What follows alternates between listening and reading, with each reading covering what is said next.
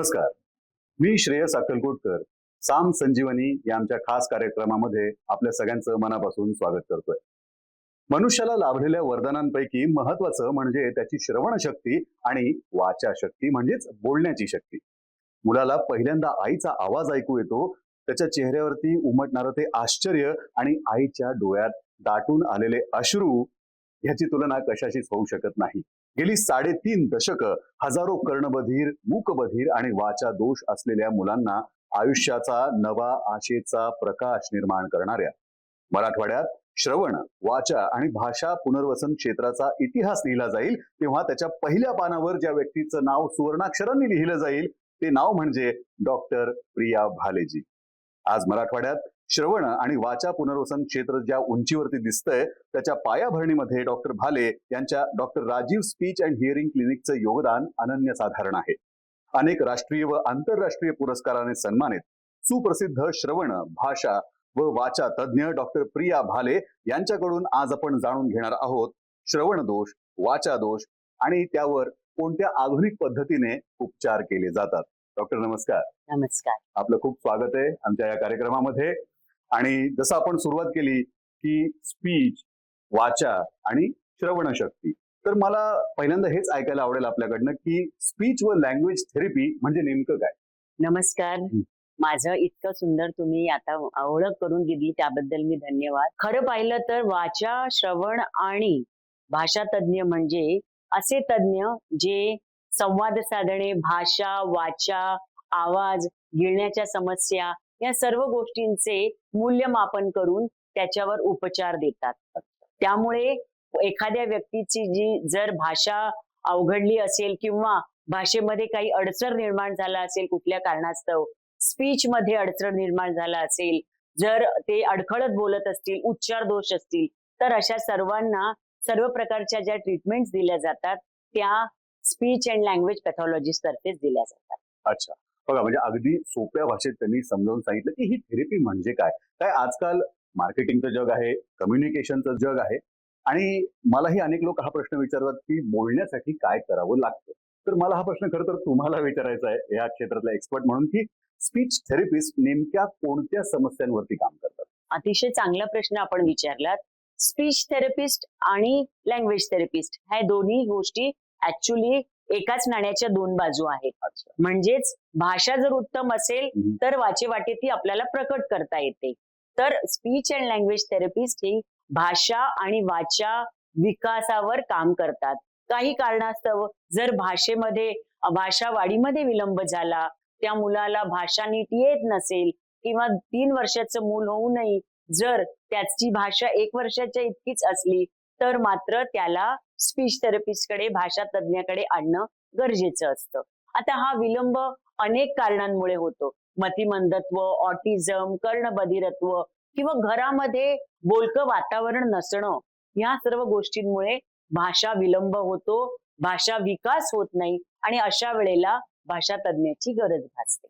हा, म्हणजे जर का तुम्हाला असं वाटत असेल की आपलं मूल थोडं कमी बोलतंय बाकीच्या मुलांपेक्षा, तर हा प्रत्येक वेळी स्वभाव दोष नसून कदाचित भाषा दोषही असू शकतो. अगदी डॉक्टर, आणखीन एक प्रश्न इथे विचारावा वाटतो की आपण नेहमी बघतो की कुठल्याही आजाराचं एक सर्टन लक्षण दिसलं की डॉक्टरांची मदत घ्यावी असं म्हणतात. तर मग पालकांनी विशेषतः काय लक्षणं त्यांच्या पाल्यामध्ये दिसली की आपल्याकडे यावं आणि आपला सल्ला घ्यावा असं सांगाल? हो, आता तसं पाहिलं तर सर्वप्रथम पालकांनी वाढ आणि विकासाचे टप्पे काय असतात याची जाणीव करून घ्यावी. मला तर सर्व दर्शकांना असं सांगावंसं वाटेल की पालक होण्याच्या आधी काय काय माहिती करायला हवी ती त्यांनी पालक होण्याच्या आधी करून घ्यायला हवी. वाढ आणि विकासाचे टप्पे जे असतात त्यामध्ये सर्वप्रथम मान धरणे हा पहिला टप्पा असतो.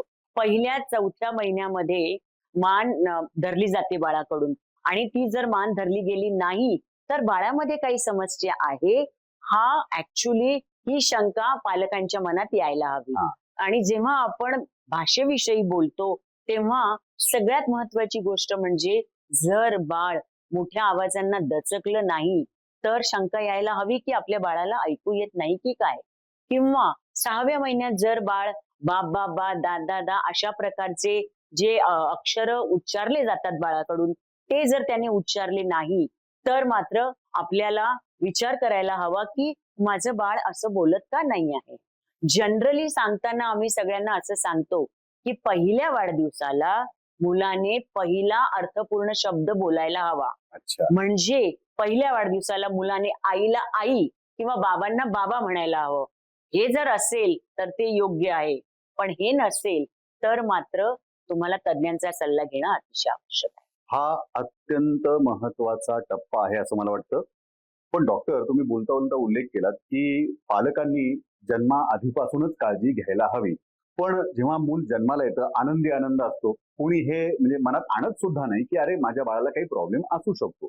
पण मग जर का वाटतंय थोडंसं प्रॉब्लेम आहे, तर मग नवजात बाळाची ही जी चाचणी केली जाते, ज्याला आपण श्रवण चाचणी म्हणतो, तर ती doctor Rajiv speech and hearing क्लिनिकमध्ये कशा पद्धतीने केली जाते? कोणते उपचार आपण तिथे करता? आणि ह्याच्या टेस्ट्स नेमक्या कशा आहेत त्याविषयी सांगा. यामध्ये मला हे सांगावंसं वाटेल की नवजात बालकाची कानाची तपासणी करणं अतिशय आवश्यक आहे. याला आम्ही न्यूबॉर्न हिअरिंग स्क्रीनिंग असं म्हणतो. अच्छा. पाश्चात्य देशांमध्ये या प्रकारची चाचणी अतिशय आवश्यक केलेली आहे. जसं आपल्याकडे पोलिओ डोस अगदी कंपल्सरी दिला जातो, तशा पद्धतीने ही तपासणी पाश्चात्य देशांमध्ये केली जाते. Rajiv speech and hearing clinic तर्फे आम्ही NICU मध्ये जाऊन अशा प्रकारची तपासणी करतो.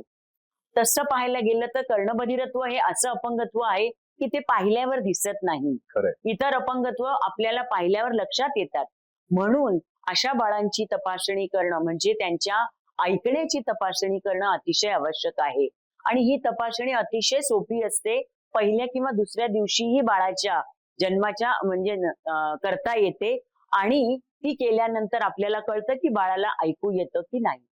म्हणजे विचार करा, तुम्हाला बाळाच्या पहिल्या किंवा दुसऱ्याच दिवशी कळलं की बाळाला आपल्या ऐकू येत नाही, तर तुम्ही त्याचा पुनर्वसनाचा विचार किती लवकर करू शकाल. कारण कुठल्याही पुनर्वसनाची गुरुकिल्ली ही आहे की लवकरात लवकर निदान आणि लवकरात लवकर उपचार म्हणजे सर्वोत्कृष्ट त्याच्यामधून आपल्याला आउटपुट मिळतो. येस. किती चांगली गोष्ट आहे.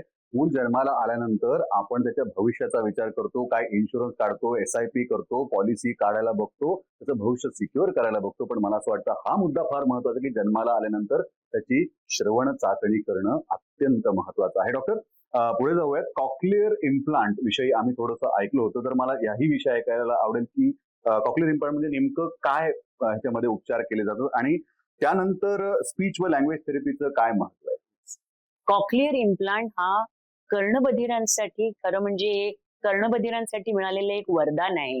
हा तंत्रज्ञानाचा असा आविष्कार आहे की जे मूल फटाक्याचे आवाजही ऐकू शकत नाही, ते मूल कॉक्लिअर इम्प्लांट सर्जरी नंतर ऍक्च्युली पाण्याची टपटप, पानांची सळसळ, पक्ष्यांची किलबिल ऐकू शकतं. आणि यानंतर मग ते मूल अतिशय सुंदररित्या बोलायलाही शिकतं. पण कॉक्लिअर इम्प्लांट झाल्यानंतर म्हणजे कॉक्लिअर इम्प्लांट सर्जरी केली जाते. सर्जरी नंतर साधारण 2 आठवड्यांनी ते प्रोसेसर बसवलं जातं आणि प्रोसेसर बसवल्यानंतर त्या मुलाला त्या पद्धतीने शिकवलं जातं. म्हणजे ऐकून बोलायला शिकवलं जातं. सर्जरी नंतर ते मूल ऐकू शकतं पण बोलू शकत नाही. आता तुम्हाला सोपं उदाहरण द्यायचं झालं तर तुम्ही ऐकू शकता, पण तुम्हाला तामिळ भाषा येत नाही. मग मी जर आपल्याशी तामिळ भाषेत बोलली तर ते कळणार नाही. तसंच त्या मुलांचं होतं. त्यांना ऐकू येतं पण भाषा समजत नसल्यामुळे त्यांना बोललेलं समजत नाही आणि म्हणून आपल्याला त्यांना भाषा शिकवावी लागते. म्हणून कॉक्लिअर इम्प्लांट सर्जरी नंतर भाषा शिक्षण हे अतिशय महत्वाचं आहे. हा विचार अत्यंत महत्वाचा आहे, कारण भाषा ही शिकावी लागते आणि ह्यामध्ये पालकांचं सगळ्यात महत्वाचं काम आहे, कारण पालक हेच पाल्याचे पहिले गुरु असतात. तर मग मला पुढचा प्रश्न खचितच तो विचारावासा वाटतो की मुलांचा भाषा विकास चांगला व्हावा यासाठी पालकांनी घरी काय करायला पाहिजे? आता असं झालेलं आहे की विभक्त कुटुंब झालेली आहेत. अगदी घरामध्ये 2 किंवा 3च माणसं असतात आणि जर पालक त्यांच्याच कामात बिझी असले तर त्या मुलाशी बोललं जात नाही आणि मुलाशी बोललं न गेल्यामुळे मूल बोलायला शिकत नाही. तर मला हे सगळ्यांना सांगावंसं वाटतं की ज्या वेळेला मूल फ्रेश असतं, मूल शिकण्याच्या परिस्थितीत असतं त्यावेळेला सतत त्याच्याशी बोला, त्याला गोष्टी ऐकवा, त्याच्याबरोबर गाणी म्हणा. म्हणजे याद्वारे त्याच्या मेंदूमध्ये भाषा विकासाची सुरुवात होते. म्हणजे आम्ही आमच्या पेशंट्सना सांगताना असं सांगतो, की जर तुमच्या मुलाचा भाषा विकास उत्तम व्हायचा असेल, असे तुम्हाला वाटत असेल, तर एका तासाला त्याच्या कानावर 1300 शब्द पडायला हवेत. बर. जर असे शब्द 1300 आणि सगळे म्हणजे अर्थपूर्ण शब्द, त्याच्या आयुष्याशी रिलेटेड शब्द जर तुम्ही त्याला ऐकवले, तर त्याची भाषा नक्कीच अतिशय उत्तम होते. आणि लहान वयामध्ये उत्तम भाषा म्हणजे त्याची बुद्धिमत्ता कृशाग्र आहे असं म्हटलं जातं. किती सहज सोपं आहे हे. डॉक्टर, आपण नेहमीच म्हणतो की मूल जेव्हा जन्माला येतं त्याच्या सगळ्यात जवळ जे असते ती म्हणजे त्याची आई, आणि मूल जेव्हा बोलायला शिकतं तेव्हा त्याच्या सगळ्यात जवळची भाषा असते ती म्हणजे त्याची मातृभाषा. पण आजकाल आपण बघतोय की स्क्रीन टाइम आहे, मोबाईल वाढलेला आहे, सोशल मीडियाचा वापर वाढलेला आहे, आणि शाळांमध्ये सुद्धा आता आपली मातृभाषा मराठी आहे, पण आपण बघतो की हिंदी, इंग्रजीचा सर्रास वापर केला जातो. पालकांचं असं म्हणणं की नाही, आम्ही त्याला कॉन्व्हेंटमध्ये टाकतो, इंग्रजी शाळेत टाकतो. म्हणजे त्याला माझा विरोध नाहीये, पण मला असं वाटतं मग इथे कुठेतरी मातृभाषा मागे पडते का? कारण ती मातृभाषा आहे, घरात मातृभाषा बोलणं किती महत्वाचं आहे, हा माझा पहिला प्रश्न. आणि त्यालाच लागून एक पुढचा प्रश्न येतो की जसं मी उल्लेख केला, मोबाईल, स्क्रीन टाइम याचा कितपत परिणाम होतो मुलांच्या भाषेवरती? अतिशय चांगला प्रश्न विचारला आहे. मला स्वतःला असं वाटतं की मातृभाषेत शिक्षण दिलं मुलाला तर ते जास्त चांगलं होतं. कारण मातृभाषेतून शिक्षण मिळाल्यानंतर त्या मातृभाषेमध्ये असलेलं जे साहित्य आहे ते त्याला कळतं. जर मी माझ्या मुलाला दुसऱ्या भाषेमध्ये शिक्षण दिलं तर माझ्या भाषेतले कुठलेही साहित्य, कथा वगैरे त्याला काही समजणार नाही, पहिली गोष्ट. आणि दुसरी गोष्ट, आता हे जे स्क्रीन बघणं वाढलेलं आहे हे अतिशय चूक आहे. कारण स्क्रीन पाहताना मुलाला एकाच पद्धतीने ते दाखवलं जातं. मूल सतत त्याच्यात व्यग्र असतं. मुलाचा त्याच्यामध्ये काहीही सहभाग नसतो. भाषा शिकताना सहभागाची अत्यंत मोलाची त्याच्यामध्ये साथ मिळते. जर मीच बोलत राहिले आणि तुम्हाला बोलण्याची संधी दिली नाही तर तुम्हाला बोलता येणार नाही. आणि स्क्रीन तेच करतं, पहिली गोष्ट. दुसरी गोष्ट, रोजच्या व्यवहारातल्या वस्तू स्क्रीन मध्ये दाखवल्या जात नाहीत. ते मुलं काही कार्टून बघतात किंवा काही गाणी बघतात, त्याचा त्याच्या रोजच्या आयुष्याशी काही संबंध नसतो. त्यामुळे रोजच्या आयुष्यामध्ये येणाऱ्या गोष्टी ते मूल शिकत नाही, त्याचा भाषा संग्रह वाढत नाही आणि मुलाचा भाषा विकास होत नाही. भाषा विकास होत असताना एक गोष्ट आपण लक्षात ठेवली पाहिजे की मेंदूमध्ये अनेक न्यूरनल कनेक्शन्स तयार होत असतात. आणि ज्या वेळेला तुम्ही मला काही प्रश्न विचारला, मी तुम्हाला उत्तर दिलं, तर त्यावेळेला माझ्या मेंदूमध्ये सगळ्या गोष्टी या सुरू असतात आणि मग मेंदूत तयार होतं भाषा एक्सेप्ट करायला. पण जर मी स्क्रीनच पाहत राहिले तर स्क्रीन मला कुठल्याही पद्धतीने बोलण्याची संधी देत नाही आणि त्यामुळे मूल मागे राहतं. अच्छा, हा अत्यंत कळीचा मुद्दा मी मुद्दाम विचारला, कारण आजकाल आम्हाला असं वाटतंय की मोबाईलवरती काही व्हिडिओज बघून, इंग्रजीचे शब्द शिकवणारे व्हिडिओ बघून माझं मूल एक्सपर्ट होत चाललंय, तर तसं नाहीये. भाषा हे कम्युनिकेशनचं माध्यम आहे, त्यामुळे ती टू वे असलीच पाहिजे. डॉक्टर, काय होतं जेव्हा, जसं तुम्ही सुरुवातीला उल्लेख केला की पालकांनी चाचणी करून घेतली, थोडासा डाऊट आलाय आणि मग त्यांना जाणवलंय की काहीतरी प्रॉब्लेम आहे माझ्या पाल्यामध्ये, मग पहिले तर मन खचून जातं की अरे असं कसं झालं, त्या बिचाराचं आता कसं होणार, लगेच त्याला बिचारा वगैरे करून टाकलं जातं. पण मला मुळात हाच प्रश्न विचारायचा की स्पीच थेरपीचं महत्व तुम्ही सांगितलं, पण ह्याविषयी अनेक गैरसमज सुद्धा समाजामध्ये आहेत आणि काही कॉमन प्रश्न सुद्धा की ह्याला किती वेळ लागतो, ही खर्चिक आहे का, कुणाला घ्यायला लागते, तर ह्याविषयी सुद्धा सांगा आणि मुळात आमच्या सगळ्या पालकांचा गैरसमज दूर करा. सगळ्यात मोठा गैरसमज असा असतो, ज्या वेळेला मूल बोलायला शिकत नाही त्यावेळेला घरचे ज्येष्ठ सांगतात त्याचा काका इतक्या वर्षी बोलला, मामा इतक्या वर्षी बोलला तर हाही बोलेल. परंतु ते तसं नसतं. आपल्याला त्या मुलाची वेगळ्या पद्धतीने वाढ होत असते. ती वाढ बघून ठरवावं लागतं की हे मूल योग्य पद्धतीने त्याची वाढ, भाषेची वाढ होत आहे की नाही. त्यामुळे त्याला इतरांबरोबर त्याची तुलना करणं अतिशय चुकीचं आहे. म्हणजे मी हे सर्व पालकांना सांगते, जर आपलं मूल बोलण्यामध्ये विलंब करत असेल तर त्याची तुलना त्याचा काका आणि त्याचा मामा यांच्याशी न करता त्या मुलाला किती कमी बोलणं येतं हे पाहून तज्ञांचा सल्ला घेणं अतिशय गरजेचं आहे. ही पहिली गोष्ट. दुसरी गोष्ट, अनेक गोष्टींसाठी स्पीच अँड लँग्वेज थेरपी दिली जाते. ऑटिझम, कर्णबधिरत्व किंवा मेंदूचा विकासात विलंब झाल्यास किंवा काही वेळेला घरात बोलकं वातावरण नसल्यामुळे जो भाषेचा विलंब होतो, या सगळ्या गोष्टींसाठी स्पीच थेरपी दिली जाते, लँग्वेज थेरपी दिली जाते आणि याद्वारे मुलाला बोलणं शिकवलं जातं. अर्थात हे थोडंसं खर्चिक आहे, परंतु जर पालकांनी योग्य सहभाग घेतला, जर कुटुंबानी योग्य सहभाग घेतला, तर आपण कमीत कमी सेशन्स घेऊन घरी जास्तीत जास्त ट्रेनिंग दिलं तर आपल्याला तो खर्चही कमी करता येतो. डॉक्टर, प्रगती होते आहे जगामध्ये, आर्टिफिशियल इंटेलिजन्स विषयी खूप बोललं जात आहे. तर मला असं वाटतं की ही जी टेक्नॉलॉजी आहे आणि जे फ्युचरिस्टिक टेक्नॉलॉजी आपण बघतो त्याचा स्पीच थेरपीमध्ये कसा वापर होतोय आणि त्याच्यामुळे काय नवीन ऍडव्हान्स ट्रीटमेंट मुलांना मिळत आहेत? AI टेक्नॉलॉजीमुळे जग तर बदललं आहेच, पण वैद्यकीय क्षेत्रातले अनेक गोष्टीही बदलल्या आहेत. जसा मी उल्लेख केला कॉक्लिअर इम्प्लांटचा. कॉक्लिअर इम्प्लांट सुरुवातीला अतिशय बेसिक स्वरूपात होतं, परंतु AI मुळे त्याच्यामध्ये खूप जास्त आमूलाग्र बदल झालेला आहे आणि ते जे इम्प्लांट आता आपण करतो त्याद्वारे मुलांना अतिशय चांगल्या पद्धतीने ऐकू येतं. ह्या आविष्कारामुळे आज राजीव स्पीच अँड हिअरिंग क्लिनिकची मुलं जगभरात पोहोचलेली आहेत.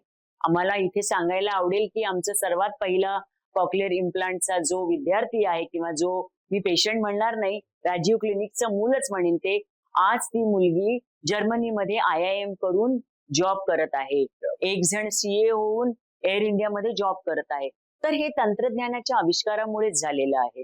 हे AIचं तंत्रज्ञान हिअरिंग एड्स मध्ये पण चांगल्या पद्धतीने आता आपल्याला पाहायला मिळत आहे. हिअरिंग एड्स हे आता फक्त ऐकण्याचे डिव्हाइस न राहता त्या व्यक्तीला मदत करणारे डिव्हाइसेस झालेले आहेत. म्हणजे उदाहरणार्थ जर एखादं वृद्ध व्यक्ती हे वापरत असेल तर त्या वृद्ध व्यक्तीला त्याच्या औषधांची वेळ सांगणं किंवा जर ती वृद्ध व्यक्ती दुसऱ्या देशात प्रवास करत असेल तर प्रवासामध्ये त्या भाषेचं भाषांतर करणं किंवा ती व्यक्ती एकटी राहत असेल आणि ती बाय चान्स पडली तर त्या व्यक्तीचं गुगल मॅप त्याच्यामध्ये सेव्ह केलेल्या त्याच्या केअरटेकरला पाठवला जातो आणि त्याद्वारे त्या व्यक्तीला ताबडतोब मदत दिली जाते. तर अशा पद्धतीने ही AI टेक्नॉलॉजी आपल्याला पाहायला मिळते. आमच्या स्पीच थेरपीमध्ये पण AI टेक्नॉलॉजीद्वारे अनेक लँग्वेज आणि स्पीच एड्स तयार झालेले आहेत आणि त्याचा वापर आम्ही चांगल्या पद्धतीने करतो. मी तुम्हाला एक वैयक्तिक अनुभव म्हणून सांगतो प्रेक्षकांनो की मी जेव्हा जेव्हा राजीव स्पीच अँड हिअरिंग क्लिनिकला भेट दिलेली आहे, डॉक्टर भालेंना जेव्हा मी कधी भेटलोय, तिथे बाहेर असलेल्या त्या मुलांची, त्या पालकांची गर्दी आणि त्यांच्या चेहऱ्यावरचं समाधान खरंच खूप वाखाणण्यासारखं आहे. आणि हीच तो मी म्हणतो खरं तर तुमच्या यशाची पोचपावती आहे. आणि फक्त हेच नाही, डॉक्टर तुम्हाला अनेक पुरस्कार सुद्धा लाभलेले आहेत. अगदी अमेरिकेचे माजी राष्ट्राध्यक्षांच्या हातूनही आपल्याला पुरस्कार लाभलेला आहे. ही आपल्या छत्रपती संभाजीनगर वासियांसाठीच नाही तर संपूर्ण देशासाठी अत्यंत अभिमानाची गोष्ट. डॉक्टर, आपण नेहमी म्हणतो की समाजाला काहीतरी दिलं पाहिजे, समाजाचं देणं, आणि तुम्ही या क्षेत्रात खूपच अग्रेसर आहात, विशेषतः मुलांच्या पुनर्वसनामध्ये. तर मला असं वाटतं की जाता जाता आज आमच्या प्रेक्षकांना ऐकणाऱ्या तुम्ही काय एक मोलाचा सल्ला द्याल? मला हेच सांगावंसं वाटेल की ज्या वेळेला आपण पालकत्व स्वीकारतो त्यावेळेला आपल्याला झोकून द्यायला हवं की जेणेकरून आपण ज्या बाळाचं संगोपन करत आहोत त्याच्या कुठल्याही वाढ आणि विकासाच्या टप्प्यामध्ये काहीही अडचण आली तर ती अचूक ओळखून योग्य त्या तज्ञांकडे जावं की जेणेकरून आपलं मूल पूर्णपणे सुदृढ, निरोगी आणि बौद्धिकरित्या अतिशय उत्तम होईल. आणि म्हणूनच मी हे सांगते की भाषा आणि वाचा विकासावर लक्ष ठेवून त्या मुलाचा तो विकास सतत पाहणं गरजेचं आहे. धन्यवाद. राजीव स्पीच अँड हिअरिंग क्लिनिकचा नंबर इथे तुम्हाला स्क्रीनवरती दिसतोच आहे. छत्रपती संभाजीनगरच्या अतिशय मध्यवर्ती भागात म्हणजे समर्थनगरमध्ये हे अतिशय अद्ययावत असं हॉस्पिटल आहे. डॉक्टर प्रिया भाले तिथे आहेत. त्यामुळे तुमच्या मुलाला कुठलाही प्रॉब्लेम असेल तर कृपया मागे राहू नका. आजच त्याला डॉक्टर भालेंकडे घेऊन या आणि त्याचं भविष्य उज्ज्वल करा, असं मी आपल्या सगळ्यांना इथे सांगेन. डॉक्टर तुम्ही इथे आलात आणि इतकी महत्वाची माहिती एवढ्या छान सोप्या शब्दात आम्हाला दिली त्याबद्दल मनापासून धन्यवाद.